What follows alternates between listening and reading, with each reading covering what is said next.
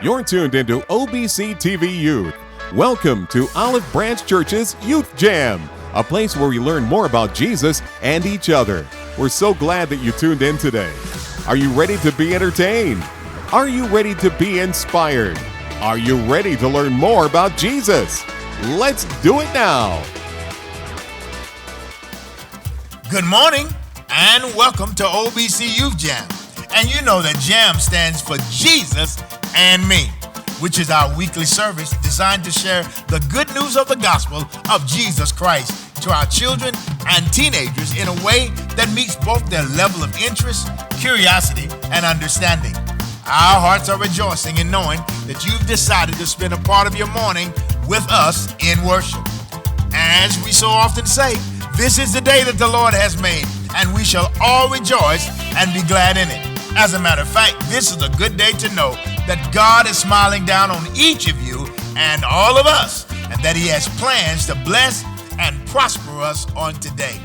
On behalf of our senior pastor, the Reverend Dr. Vincent L. Windrow, and our loving OBC family, we are glad that you're with us on today. My name is Reverend Melvin Dawson, and my title is Director of Spiritual Development here at Olive Branch Church. If you're tuning in to our broadcast for the very first time, please know that we're so glad to have you join us on today. And we encourage you, please hit the like button, hit the share button, and text FTG21 to the number you see on your screen right there. Yes, so we can receive more information about you as you help us to expand this wonderful broadcast for our young people. Today, we invite you to a very special virtual broadcast, and I have a very special guest with me on today. Youth Jam viewers, will you welcome with me the coordinator of OBC's YGT ministry, Ms. Ayana James. Hi, Ayana, and welcome to OBC Youth Jam. Good morning, Reverend Dawson. Thanks for having me. I am so glad to be here today.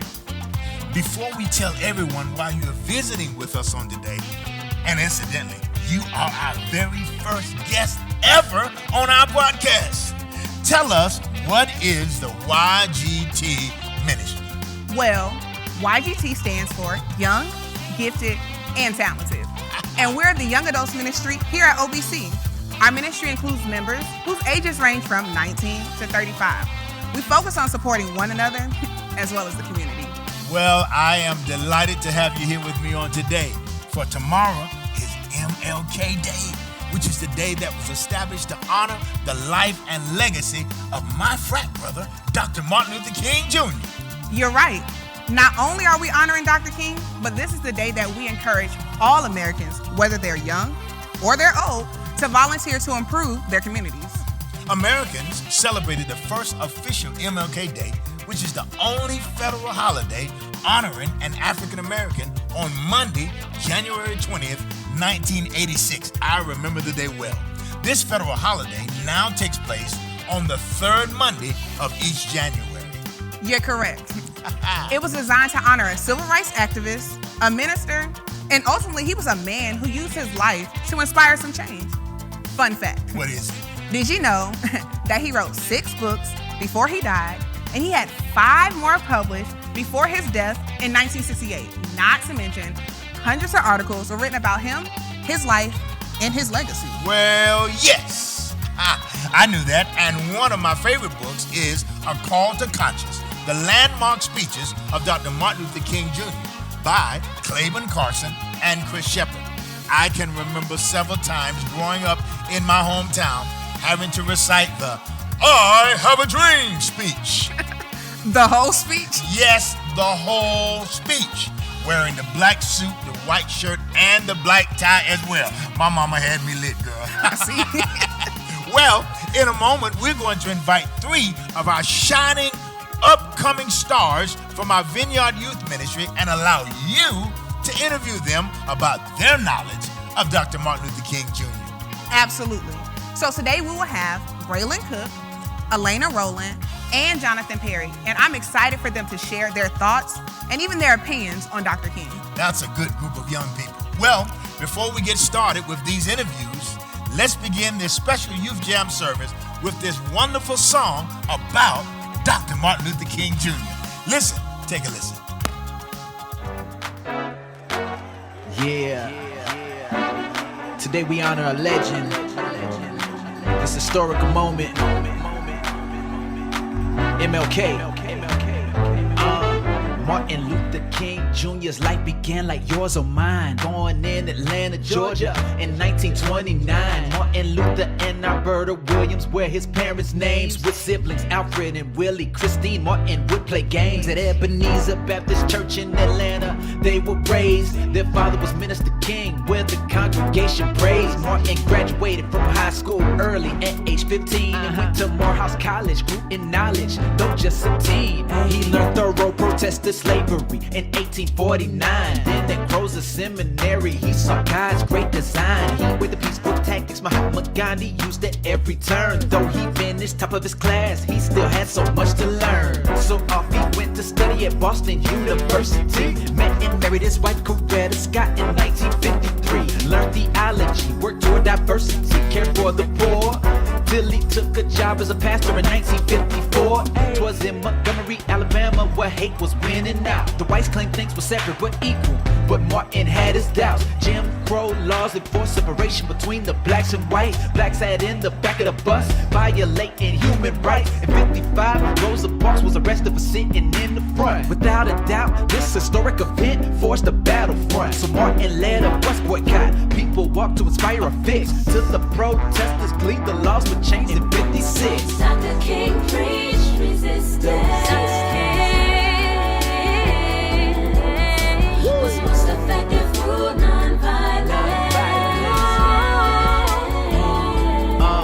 Okay, Martin continued to advocate for the NAACP. He spoke of civil rights as he traveled from sea to sea. Next, he led the Southern Christian Leadership Conference to help people toward the goal of fairness and tolerance. At the Lincoln Memorial, he backed the Civil Rights Act, which later became a law that no one could redact. He staged sit-ins where blacks would sit in white-only spaces. Arrests followed as segregation fueled hate between the races. In Birmingham, there were boycotts against the businesses they protested. Laws had gone uncontested. Adults and children were beaten, fire hose detested. The people hoped for a change, but instead were arrested. The media caught it all, shown on every TV station, heard on radio, in the news, and made an angry nation. Social and financial pressures were felt in Birmingham. It was time to change unfair laws before they heard from Uncle Sam. In 63, JFK introduced the Civil Rights Bill. King held a march in Washington to affirm the people's will. In King's famous I Have a Dream speech, Martin boldly said his dream was that one day the news of equality would spread. So one day his 4 children would grow up to live in a place where they would no longer dwell, separated by their race. A nation where children aren't judged by the color of their skin, but rather by their character, as it should have always been. Yeah. Dr. King preached resistance. Was most effective through nonviolence. That's right. Non-violence. This Dr. King's words were televised, inspired every nation. The Civil Rights Bill passed in 64, a righteous declaration. That same year, Dr. King was honored, as was most deserved. Peaceful opposition was the way he always served. He was awarded the Nobel Peace Prize, though he had more to promote. Progress had been made, but still so hard for blacks to vote. In 65, he planned to march from Selma to Montgomery. State troopers tried to stop their trek across the country. That's right. President Johnson sent his federal troops for their protection, so they had the chance to voice their literacy, test objections. Not long after President Johnson signed the Voting Rights Act, giving all citizens equal rights to vote. As a matter of fact, Martin Luther King Jr. had a dream to liberate, but soon he was assassinated in 1968. President Reagan ensured that his deeds would be retold, making the third Monday in January a day we behold. Martin Luther King Jr. Day is a national holiday, a time to remember he paid with his life to bring a better way. Martin Luther King Jr. Day is a national holiday. Let's go. A time to remember he paid with his life to bring a better way. Dr. King preached resistance. Was most effective through nonviolence.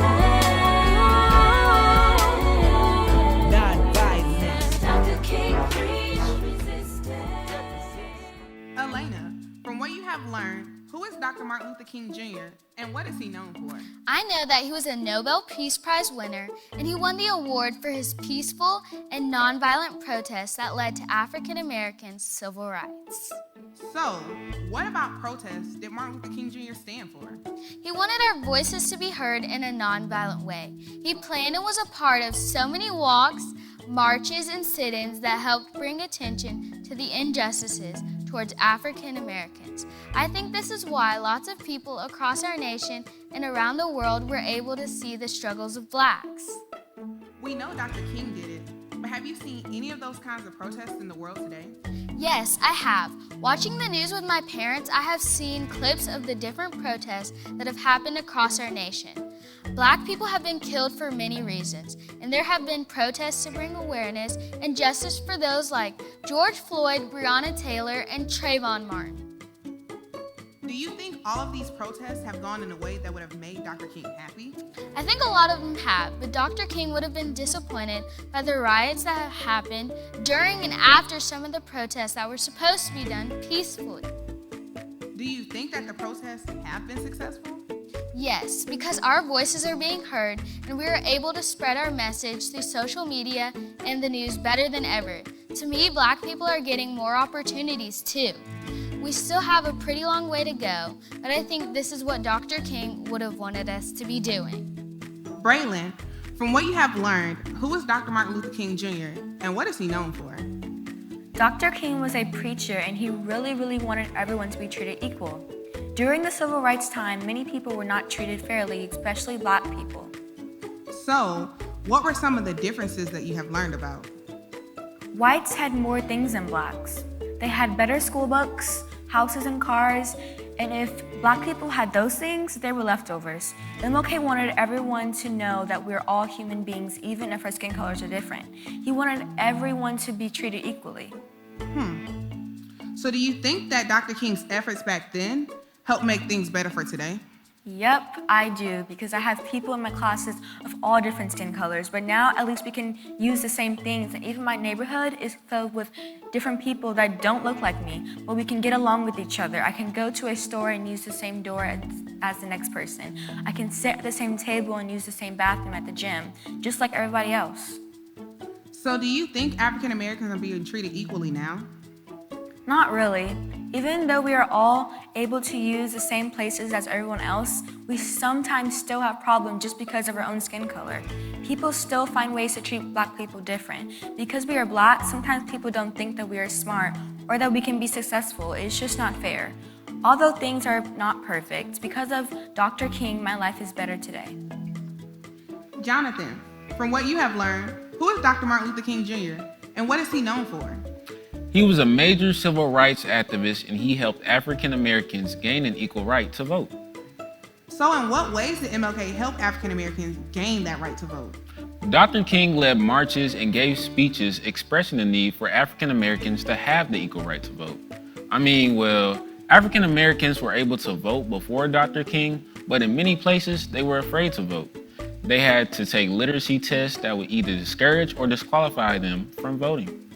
Have you seen or experienced any of that in the world today? Yep, even though I can't vote yet because I'm only 17, but I've seen ways that people are still trying to stop Black people from voting.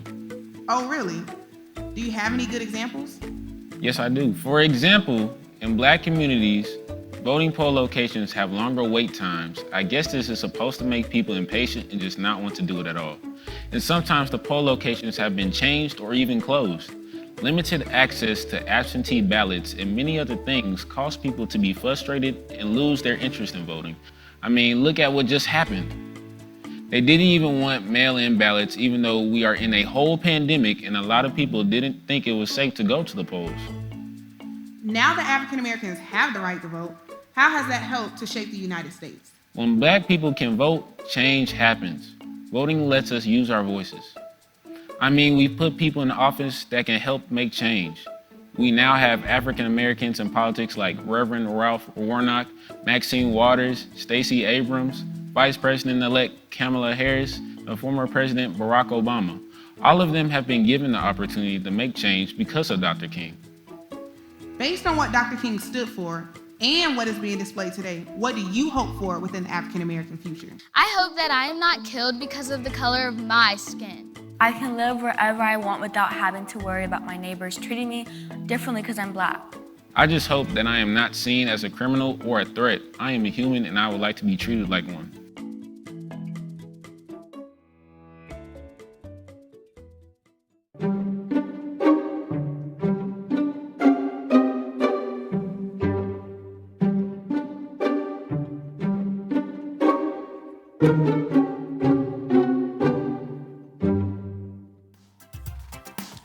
Those were some really great interviews. They really were.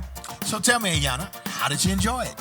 I really enjoyed working with the youth to really get their perspective on the history and how it affects their lives today. It was amazing. And they really knew the history of Dr. King. Of course they did.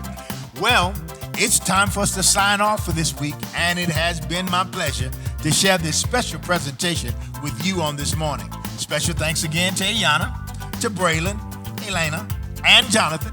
You guys must come back soon, and we look forward to inviting other teachers and youth of our Vineyard Ministry. But before I go, let me share this one announcement. Don't forget, on the 5th Sunday, January 31st, we celebrate Selah Sunday during our Youth Jam broadcast, where I will prepare a special word for the entire family.